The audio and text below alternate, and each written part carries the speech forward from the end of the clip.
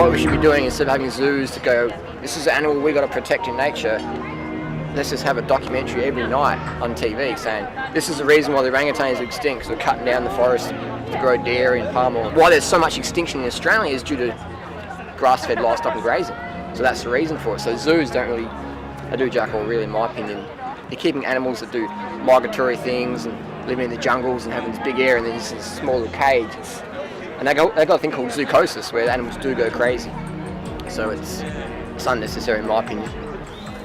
I think there's a lot of zookeepers, they think they care for animals, even though most of them eat animals. I think the animals get cared for best they can, but they need that environment where they can really just roam free. If the animals had a choice, they wouldn't need to be locked in the cage. Should animals have the same rights as humans? It's the fact that we need to ask that question means that we should just be leaving them alone, really.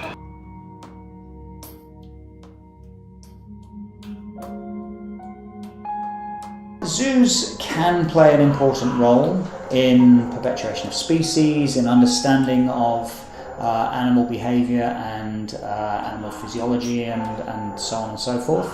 I think a zoo has to be careful about how it does manage its animals, particularly from a behavioural point of view, because they are clearly they don't have animals in a wild situation, and therefore the habitat that they provide is the only habitat the animal gets, and it's important to make sure that that's as fulfilling for the animal as possible. Pacing in animals is what we call a stereotypic behaviour, and you'll see other stereotypic behaviours in zoo animals, and certainly my understanding of the theory is that they are basically bored and stressed.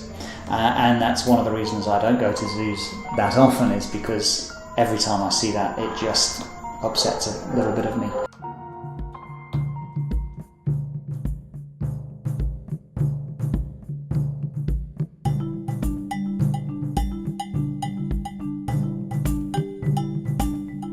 Being a small wildlife park, privately owned wildlife park, I oversee the staff, but being small we have only got limited staff, so I do the same work as the staff do as well.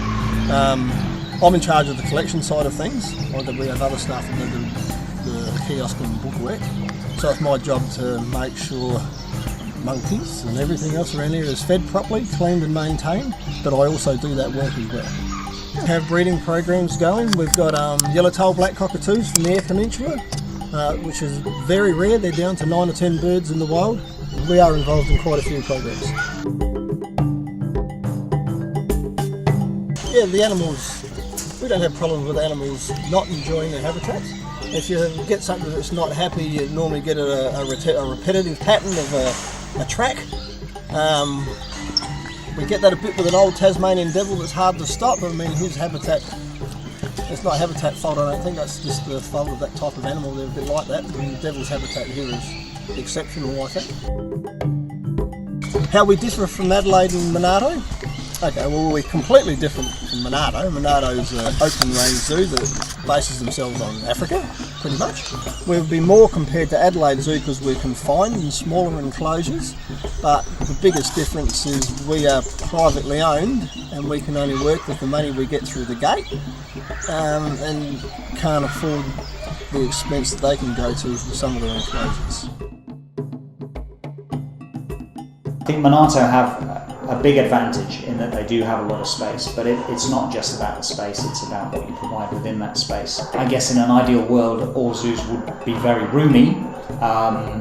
From the animal's point of view, from the punter's point of view, that might not be so good, because if the animal's got somewhere to hide, you're not going to see it, and then people are going to get disappointed and not go to zoos. If zoos aren't patronised, they don't make any money, and therefore they can't do what they do in terms of the research and so on. So it's a bit of a vicious circle, isn't it?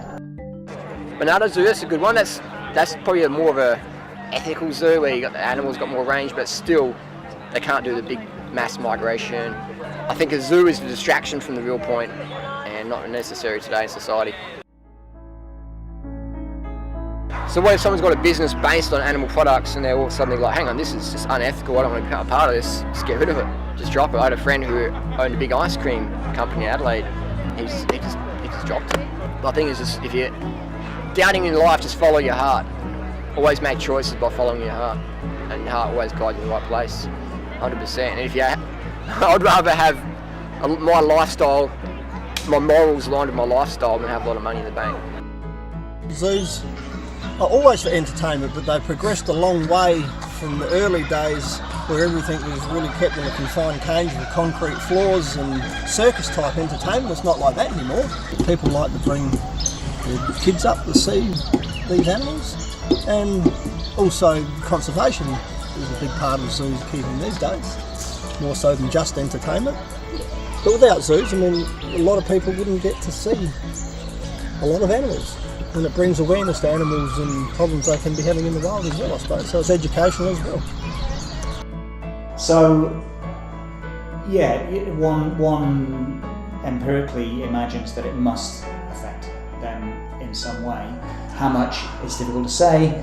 And again, you know, I guess you could say there's pros and cons, because your food's provided, you're not being predated.